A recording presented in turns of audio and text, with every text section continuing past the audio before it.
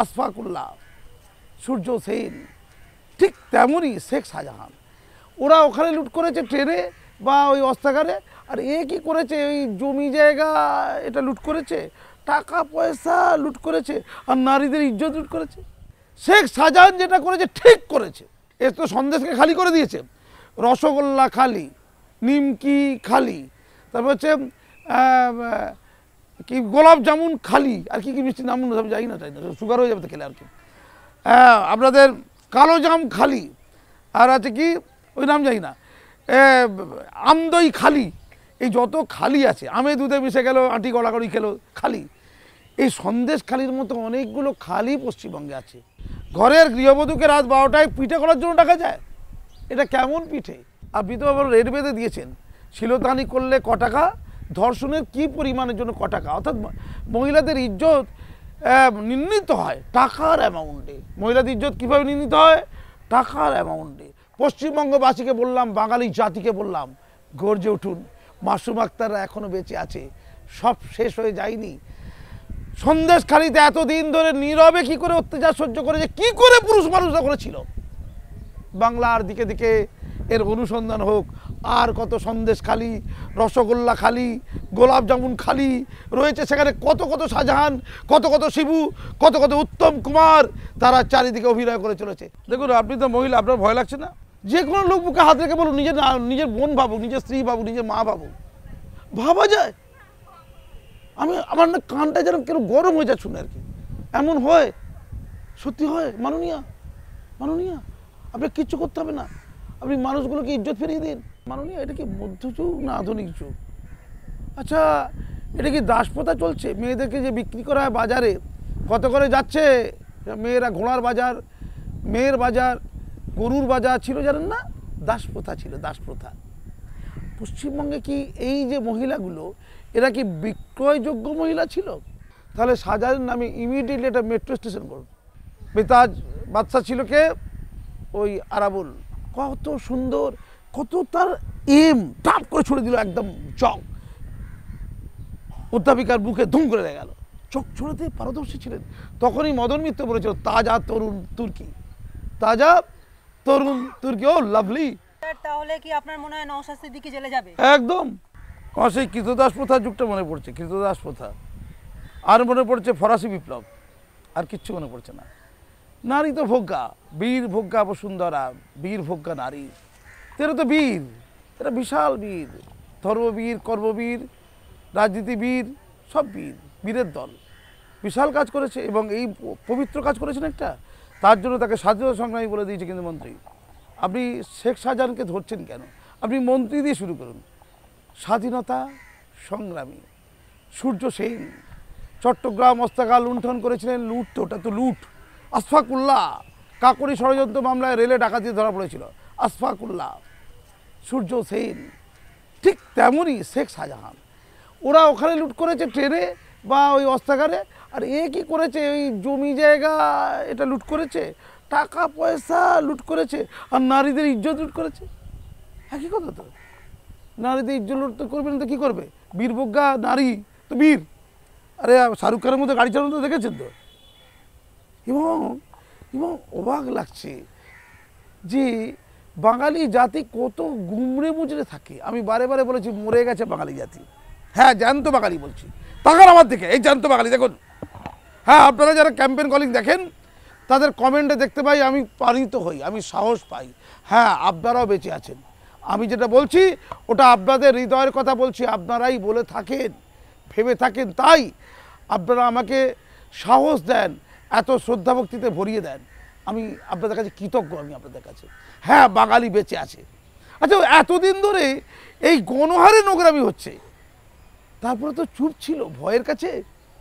ভয়, rain of terror, সন্ত্রাসের রাজত্ব নাকি মাসুনায় নাকি বাংলায়? কোনটা আমি ভাবতে পারছি না, আমার কল্পনা তো আসছে না। আমি জানতাম গাইঘাটার ঘটনা, গাইঘাটাতে গণহারে বিভিন্ন লোকের বাড়ি বাড়ি গিয়ে সুন্দরী মেয়েদেরকে ধর্ষণ করতো, প্রতিবাদ করতে চেয়েছিল, মঞ্চ তৈরি করেছিল সেই বরুণ বিশ্বাস রা। হ্যাঁ, বাম আমল থেকে তৃণমূল আমল, কোনো আমল বাদ যায়নি। অবশ্যই তাকে মরতে হলো। যারা মারলো, যারা গুলি করলো, তাদের মধ্যে মন্ত্রী যুক্ত, অভিযুক্ত মন্ত্রী যুক্ত। মানে মন্ত্রীর দরকার ছিল নারী শরীর মনে হচ্ছে, নাকি ওই নারী শরীরগুলো দিয়ে মন্ত্রী কিছু ডিভিডেন্ড নিতেন, যে তোরা ওখানে মেয়েদের ভোগ কর, বিনিময়ে তোরা ওই একটু ওই রিগিং করে দে, বা লুটপাটে টাকা এনে দে আমাদেরকে, বা লুটে সাহায্য কর, বা খুনে সাহায্য কর। আমি বুঝতে পারছি না। সেই বরুণ বিশ্বাস মারা যাওয়ার পর গোটা বাংলা কিন্তু তাদের যে আওয়াজ তোলা দরকার ছিল তোলেনি। শেখ শাহজাহান যেটা করেছে ঠিক করেছে। এই মৃতপ্রায় মুমূর্ষ জনজাতিকে শেখ শাহজাহান উদাহরণ। আমি বলেছিলাম না, ইডিকে মেরেছে, অনেক লাভ হয়েছে। ইডিকে না মারলে শাহজাহান আবিষ্কৃত হতো না। এমন অজস্র শাহজাহান অজস্র সন্দেশে, এ তো সন্দেশকে খালি করে দিয়েছে। রসগোল্লা খালি, নিমকি খালি, তারপর হচ্ছে কি গোলাপ জামুন খালি, আর কি কি মিষ্টি নাম যাই না, সুগার হয়ে যাবে তো খেলে আর কি। আপনাদের কালো জাম খালি, আর আছে কি ওই নাম যাই না, আমদই খালি। এই যত খালি আছে, আমে দুধে মিশে গেল, আটি গড়াগড়ি খেলো খালি। এই সন্দেশ খালির মতো অনেকগুলো খালি পশ্চিমবঙ্গে আছে। তারা সর্বত্র এই কাজ করে চলেছে। হ্যাঁ, আপনি সন্দেশ খালি নিয়ে ভাববেন না, ওটা ধরা পড়েছে। বকটুই হবার আগে, এতগুলো লোক মরে যাওয়ার আগে বকটুই যে তো পাপ হচ্ছে জানতেন? জানতেন না। গাইঘাটাতে বরুণ বিশ্বাসরা চিৎকার করার আগে গাইঘাটে যে পাপ হচ্ছে জানতেন? জানতেন না। এখানে জানলেন কোত্থেকে? শেখ শাহজাহানের মস্তানির জন্য না, ইডির মার খাওয়ার জন্য। শেখ শাহজাহান তো অনেক আগেই মস্তানি করেছে। যে মহিলারা বলছে আমরা থানায় গেলে থানা কিছুই নেয় না, থানা বা শেখ শাহজাহানের কাছে পাঠিয়ে দেয়। মানে যে ধর্ষকের নেতা, ধর্ষকদের নেতা, তার কাছে চলে যাচ্ছে, চলে যেতে বলছে পুলিশ, যে যা যা যা যা, মানে আরেকবার ধর্ষিত যা যা যা। ভাবতে পারছেন? এটার প্রমাণ কি? আমি মনে করতে পারতাম মহিলাগুলো মিথ্যে বলছে, আমি এটা মনে করতে পারছি না। কারণ কারণ তোলা তুলে দিতে পারে না। আগে ভোট দিতে পেরেছিল, ভোট তুলে দিতে পেরেছিল, তোলা তুলে দিতে পারে না। তাই সিদ্দিকুল্লাহ সাহেব, মাননীয় গ্রন্থাগার মন্ত্রী সিদ্দিকুল্লাহ চৌধুরী সাহেব, তাকে যখন তার নিতে গিয়ে, আমি আগেও বলেছি, এটা বারে বারে বলবো, বারে বারে এটা উদাহরণ, যে ত্রাণ নিয়ে তিনি সন্দেশখালিতে গিয়েছিলেন, তার ত্রাণ লুট, তার গাড়ি ভেঙে দেওয়া, তাকে হেনস্থ করা। তিনি থানায় গেছেন, ডায়েরি নেয়নি। তিনি চিৎকার করেছেন, অভিষেক বাবু আপনার মুখ কালো করে দেবে, মাননীয় আপনি তো পুলিশ মন্ত্রী, দেখুন দেখুন আমি মন্ত্রী, আমাকে এভাবে অসভ্যতা করছে, আমাকে ছেলে খেলা করছে। তাহলে এই অসহায় আদিবাসী মহিলাটি, এই টাটকা বিয়ে হয়ে এসেছে স্বামীর ঘর করতে, তাকে বলা হলো এই স্বামীর সাথে কি থাকবি রে, তুই আমাদের সম্পত্তি, আগে তুই আমাদের, তারপরে তো স্বামী তুচ্ছ, আমরা গ্রেট। এটা পৃথিবীর কোথায় ঘটছে জানি না। এটা কি ওই আমাদের আন্দামান নিকোবরে যে সকল এখনও বন্য বলে মনে করায় তাদের মধ্যে কি এটা চলে? আমার মনে হয় সেখানেও স্বাধীনতা আছে, সেখানেও মনে হয় নারীদের ইজ্জত আছে। যারা পোশাক পরে থাকে না, সেখানেও মনে হয় নারীদের ইজ্জত আছে। জারোয়া বলা হয় যাদেরকে, জারোয়া। আমি বুঝতে পারছি না, ওই মহিলা যদি যেটা বলেছে তার যদি 2% সত্য হয়, আমি সত্য ধরে নিচ্ছি, কেন মিথ্যে ধরবো? কোনো অসহায় মহিলা, হাজার হাজার মহিলা, শত শত মহিলা একসাথে বলতে পারে? আপনি বলবেন শুভেন্দুবাবু গিয়ে টাকা দিয়ে শিখিয়ে দিয়েছে, তাহলে আপনাদের যত মহিলা হাতাখুন্তি নিয়ে বেরোয়, আপনি কি টাকা দিয়ে তাদের শিখিয়ে দিয়ে হাতাখুন্তি দিয়ে বের করেছিলেন নাকি? মহিলাদের, গ্রামের মহিলা, অসহায় মহিলা, আদিবাসী মহিলাদেরকে এত তুচ্ছভাবে দেখবেন না। আমরা কেন তাদের বিশ্বাস করবো না? নিজেদের মাথা নত করে লজ্জায় মাথা কেটে কি কষ্টে তারা বলছে স্বামী আছে তো কি হয়েছে, আমরা ডাকলে আমাদের অগ্রাধিকার। রাত 12টার সময় কোনো মহিলাকে ডেকেছে কি একটু দিন? ঘরের গৃহবধূকে রাত 12টায় পিঠে করার জন্য ডাকা যায়? এটা কেমন পিঠে? এ পিঠের মান কি? এ পিঠের উপর কে ডক্টরেট করেছে মাননীয়? এই পিঠের উপর কে ডক্টরেট করে যে পিঠে করার জন্য রাত 12টার সময় ঘরে যুবতীদের ডাকা হয়? ঘর থেকে যুবতী বলছে তোমার ব্লক থেকে 200টা মহিলা, তোমার ব্লক থেকে 300টা মহিলা, তোমার ব্লক থেকে 100টা মহিলা। যত যুবতী তাদের খাদ্য, বীর ভোগ্যা বসুন্ধরা শুধু নয়, তাহলে ইজ্জত নিয়ে নিল, তারপরে ইজ্জত লুট। তাই কি এই ইজ্জত লুটটা এত মহান কাজ কি? আমি বুঝতে পারছি না। মাননীয় মন্ত্রী শুভেন্দুবাবুকে বলি, আচ্ছা ইজ্জত লুট করলে মনে হয় সাধুর সঙ্গে হয় না? সাধুর সঙ্গে আমি কীভাবে হয় বলুন তো, বুঝতে পারছি না ঠিক। সূর্য সেন হচ্ছে তো, সূর্য সেন মস্তকাল লুট করেছে। আপনি তো কেন শেখ শাহজাহানকে ধরছেন?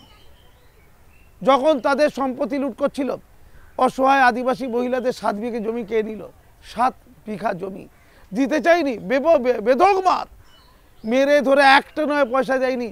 খবরের কাগজে দেখছিলাম বিগত 2 বছরের মধ্যে 4টে পরিবারের 200 বিঘা জমি নিয়ে নিয়েছে। মানে জমি তার, যদি চাইলে দিয়ে দেয় তাহলে 2 লাখ টাকা যদি 2000 টাকা দিয়ে নেবে, 2 লাখ টাকা যদি 2000 টাকা, আর যদি গায়ের জল নিতে হয় 1 টাকাও পাবে না। আচ্ছা কোথায় বাস করছি আমরা? মা, মাটি, মানুষ। মাননীয়া, আপনার মায়েরা না সন্দেশকারীতে গণধর্ষিত হয়েছে, আপনি একটু তদন্ত করে দেখুন না। এই রাত 12টার সময় যাওয়া আর ভোর 4টে আসা। আমি মহিলাদের যে কথাগুলো শুনছিলাম, ওরা কি গণধর্ষিত হয়নি? গাইঘাটা মনে পড়ে ম্যাডাম? আপনি তো আবার রেট বেঁধে দিয়েছেন, শিলতানি করলে ক টাকা, ধর্ষণের কি পরিমাণের জন্য ক টাকা। অর্থাৎ মহিলাদের ইজ্জত নির্ণীত হয় টাকার অ্যামাউন্টে। মহিলাদের ইজ্জত কীভাবে নির্ণীত হয়? টাকার অ্যামাউন্টে। তাই 500 টাকাকে 1000 টাকা করেছেন, নির্ণীত হয়েছে। কি লক্ষ্মীর ভাণ্ডার। আচ্ছা কোনো জাতি না খেতে পেলেও বেঁচে থাকে। হ্যাঁ, কোনো জাতি না খেতে পেলেও বেঁচে থাকে, কিন্তু কোনো জাতির যদি ইজ্জত চলে যায়, মর্যাদা চলে যায়, সে আর বেঁচে থাকতে পারে না। শাহজাহান আজ পলাতক, শিবু আর উত্তমকে ধরার জন্য ভাঙচুর করছে, ওরা পালাচ্ছে, দৌড়চ্ছে, নদীতে ঝাঁপ, গঙ্গায় ঝাঁপ, কোথায় পুকুরে ঝাঁপ, ডোবায় ঝাঁপ, গাড়ি থেকে মার দৌড়। সত্যের জয় হয়, সত্যমেব জয়তে। তাই মানুষ রুখে দাঁড়িয়েছে। আপনি যে বলছেন হাতাখুন্দিরে বেরিয়ে পড়ো, এখন যারা ঝাঁটা নিয়ে আছে, ঝাঁটাটা কোথায়? আর যে লাঠি নিয়ে আছে, লাঠিটা তাহলে উত্তম শিবুদের দিকে গেল, ঝাঁটাটা নবান্নের দিকে চলে যায়নি তো ভুল করে? ওই ঝাঁটা কি তাৎপর্যপূর্ণ নয়? ওরাও তো মহিলা নাকি? ওরা মহিলা নয় নাকি? যারা আপনার অনুগত নয় তারা মহিলাই নয়, এমন কোনো ডিক্লারেশন জারি হয়ে যাবে না তো, ঘোষণাপত্র জারি হয়ে যাবে না তো? কেবলমাত্র যারা মুসলমান, প্রকৃত মুসলমান, তারা কেবলমাত্র তৃণমূলকে পছন্দ করে, তারা প্রকৃষ্ট দুদিল গাই। যারা তৃণমূলকে পছন্দ করে না তারা মুসলমান নয়, তাদের মাথা ফাটিয়ে দাও। তেমন যারা সরকারকে পছন্দ করে, মা মাটি মানুষের অনুগত, তারাই কেবলমাত্র রমণী, তাদেরই কেবল ইজ্জত থাকবে, তাদের বাইরে যারা আছে তাদের ইজ্জত থাকবে না। এমন কোনো ডিক্লারেশন কি ঘোষণার পথে? আমি অপেক্ষায় রইলাম। শুধু পশ্চিমবঙ্গবাসীকে বললাম, বাঙালি জাতিকে বললাম, গর্জে উঠুন। মাসুম আক্তাররা এখনো বেঁচে আছে, সব শেষ হয়ে যায়নি। সন্দেশখালিতে এতদিন ধরে নীরবে কি করে অত্যাচার সহ্য করেছে, কি করে পুরুষ মানুষরা করেছিল, বাংলার দিকে দিকে এর অনুসন্ধান হোক। আর কত সন্দেশখালি, রসগোল্লা খালি, গোলাপ জামুন খালি রয়েছে, সেখানে কত কত শাহজাহান, কত কত শিবু, কত কত উত্তম কুমার, তারা চারিদিকে অভিনয় করে চলেছে। প্রশ্নটা হলো যে এই রকম বাংলাকে তো আমরা চিনি না। এই ভয়ঙ্কর অবস্থা বাংলার যে জেলাতে জেলাতে হয়েছে, আজকে সন্দেশখালির প্রসঙ্গ এসছে বলে আমরা জানতে পারছি, এরকম আরও কত সন্দেশখালি আছে তা তো আমরা জানিই না। এই কি আমাদের বাংলা, মানে এই কি আমাদের ভবিতব্য হতে পারে? দেখুন, আপনি তো মহিলা, আপনার ভয় লাগছে না? আপনি এই বাংলায় তো বাস করছেন, ভয় লাগছে কি আমি জানি না। সাবধান হয়ে যান, আপনি নিজেও সাবধান হয়ে যান। এখানে মহিলাদের প্রত্যেকে সাবধান থাকতে হবে। হয় তুমি ক্ষমতায় চলে যাও, ক্ষমতার মতো নিয়ে নাও, নাহলে সাবধান হয়ে যাও। দুটোর মধ্যে একটা বেছে নিতে হবে। আমি পরিষ্কার কথা বলছি, আপনি যে কথাগুলো বললেন, যে বিস্তারিত বললেন, এটা নিয়ে বাংলা সিনেমা খুব দ্রুত হতে পারে, খুব বাংলা সিনেমা সুন্দর হতে পারে। এবং আমি ঘটনাচক্রে সেন্সার বোর্ডে আছি, ভারতীয় সেন্সার বোর্ডে। আমি কিছু লোক আমাকে বলবো এটা নিয়ে ভালো সিনেমা করুন, অন্তত মানুষ সিনেমার মাধ্যমে দেখুক। আপনি যেগুলো বললেন এগুলো ভাবা যায় বলুন তো? যে কোনো লোক বুকে হাত রেখে বলুন, নিজের বোন ভাবুক, নিজের স্ত্রী ভাবুক, নিজের মা ভাবুক, ভাবা যায়? আমার না কানটা যেন কেন গরম হয়ে যায় শুনে আর কি। এমন হয়, সত্যি হয়। মাননীয়া, আপনি কিচ্ছু করতে হবে না, আপনি মানুষগুলোকে ইজ্জত ফিরিয়ে দিন। আপনি শুধু সন্দেশখালিটা দেখুন, ভাবুন পশ্চিমবঙ্গ সন্দেশখালি, পশ্চিমবঙ্গ নেই ধরে নিন, শুধু সন্দেশখালিটা পশ্চিমবঙ্গে ধরে নিন। আপনি আজকে আমি এই বলছি আপনাদের ক্যামেরায়, আমাকে ভারতের অন্যতম সর্বোচ্চ নাগরিক সম্মান দেওয়া হয়েছে। আমি আপনার কাছ থেকে রাজ্যের অন্যতম সেরা প্রধান শিক্ষকের অ্যাওয়ার্ড পেয়েছি। আমি বলছি আপনাকে, হ্যাঁ, ভোটে দাঁড়াতে হয় না, প্রত্যেকে ভোটে দাঁড়াতে হবে নাকি? স্বামী বিবেকানন্দ ভোটে দাঁড়ায়নি, যে নেতা হয়নি, তার কি সে তুচ্ছ নাকি? সে তুচ্ছ? আপনি কি বলতে চাইছেন? রামমোহন রায় ভোটে দাঁড়ায়নি, তার তুচ্ছ? ভোটে দাঁড়াতে হবে নাকি? ভোটে দাঁড়িয়ে তো এই শাহজাহান পয়দা হয়েছে, ভোটে দাঁড়িয়ে তো আপনার পার্থ চট্টোপাধ্যায় হয়েছে, ভোটে দাঁড়িয়ে তো জ্যোতিপ্রিয় মল্লিক হয়েছে। হ্যাঁ, গাই কাটার ধর্ষণে তার ভূমিকা অস্বীকার করা যায় না। এবং বরুণ বিশ্বাসের মৃত্যুতে তার নাকি হাত আছে। হ্যাঁ, আপনার জ্যোতিপ্রিয় তার কি জ্যোতি আর তার কি প্রিয়তা, ওরে বাবা। আপনি সন্দেশখালিটা ঠিক করুন এবং খুঁজুন রসগোল্লা খালি, আমি আগে বলেছি জিলিপি খালি, রসগোল্লা খালি, আমদই খালি, এর অনেকগুলো খালি আছে। আপনি সেই খালিগুলোকে ইতিমধ্যে লোকসভা বিধানসভা ইলেকশন আগে আপনি কি 500 না 1000 কি করেছেন না?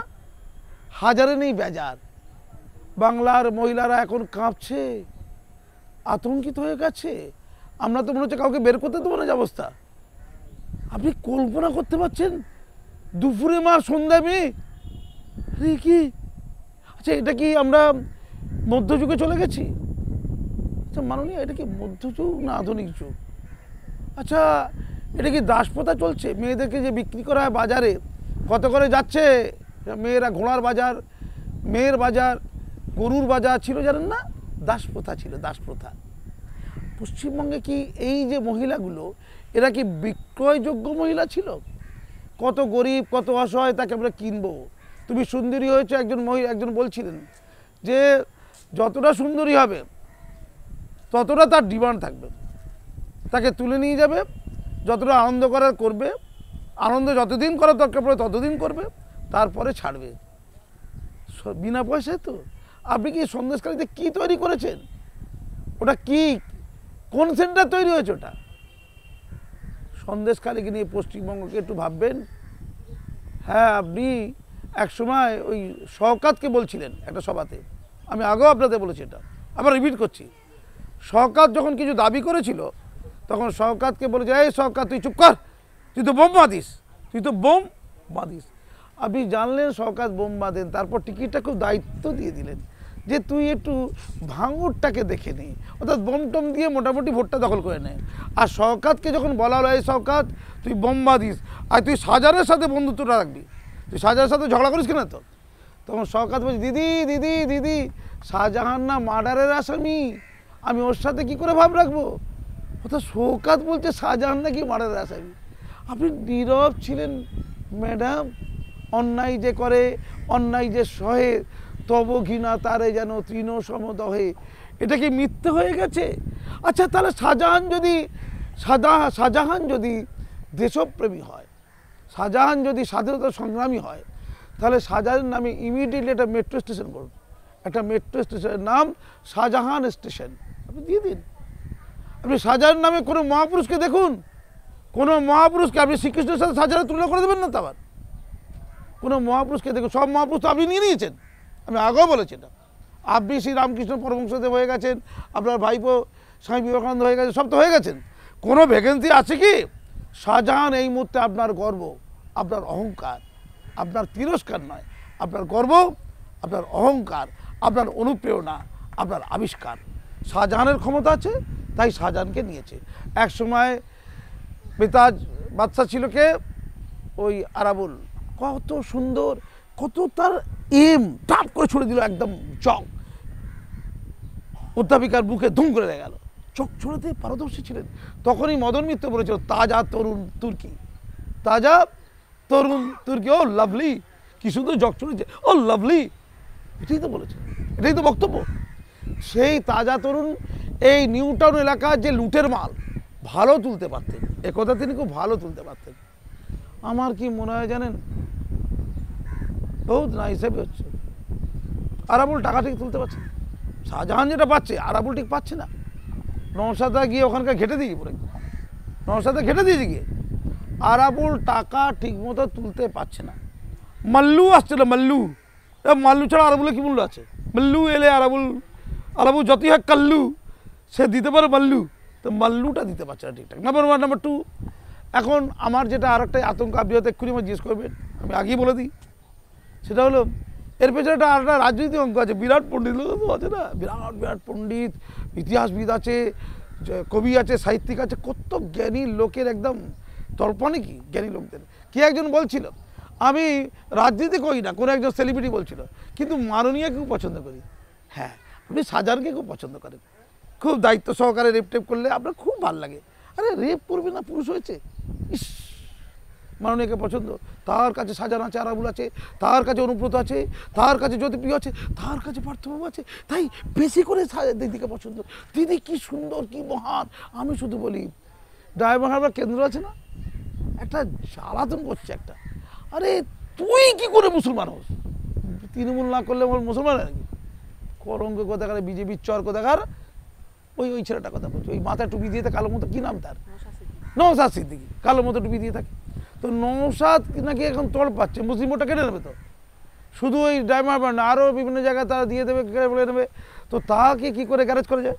গ্যারেজ করতে হবে তাকে, এই লোকসভা ইলেকশনের আগে গ্যারেজ করতে হবে। তাই ওই ইস্যুটাকে ভালো করে জাগিয়ে তোলা হয়েছে। কোন ইস্যুটা? ওই ভাঙড়ে এখুনি একটা মহিউদ্দিন মারা গেছে, ওদের নাকি দুটো মারা গেছে, আইএসএফের একটা মারা গেছে। তো এই যে মহিউদ্দিনকে মেরেছে, কত বাবা মহিউদ্দিনকে মারা যাবে। পুলিশ কি বলেছিল? পুলিশকে যখন মিডিয়াগুলো বলছে দাদা ওখানে তো সব বম ছড়াছড়ি হচ্ছে, বন্দুক ছড়াছড়ি হচ্ছে, বলছে আমরা এখন খাচ্ছি, ও আপনারা সামলাতে যান।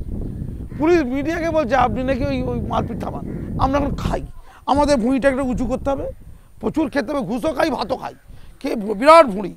আগে বন্ধু না, আগে ভুঁড়ি যাচ্ছে পুলিশ, কলকাতা পুলিশ ভুঁড়ি যাচ্ছে পুলিশ।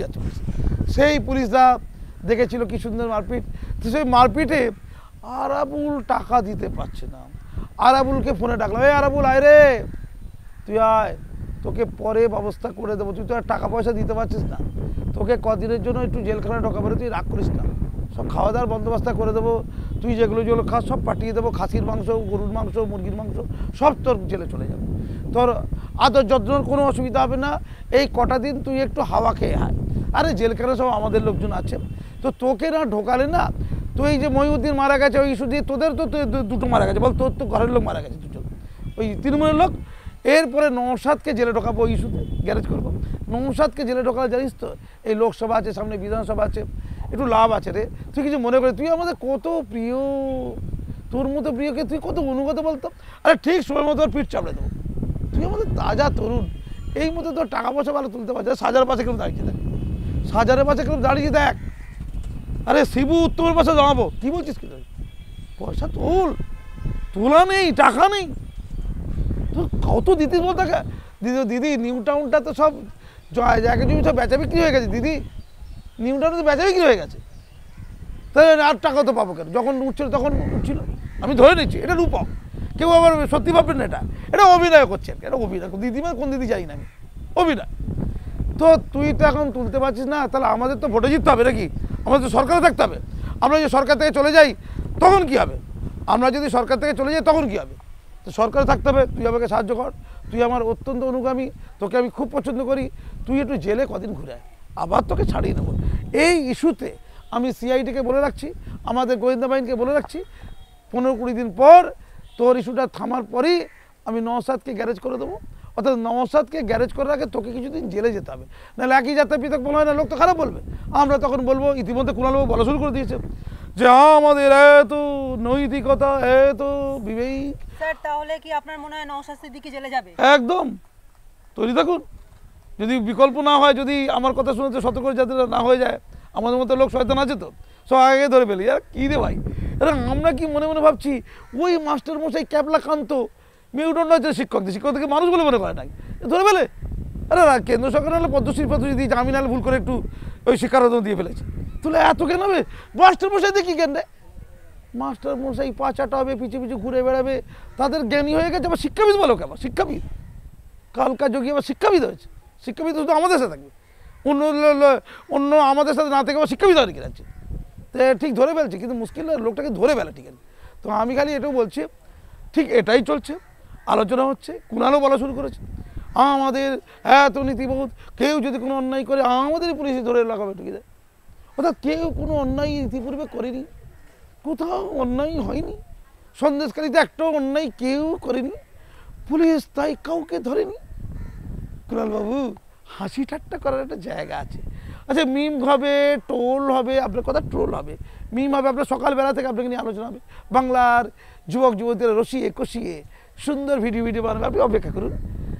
আর একটু নওশাদ সিদ্দিকীকে বলি, লয়ারের সাথে কথা বলো ভাই, লয়ারের সাথে কথাটা তো বলো, তোমার একটু অশরীর সঙ্গতের ব্যাপার হচ্ছে, একটু বেঁচে চলো, আর লয়ারের সাথে কথা বলো, লয়ার দিলাম।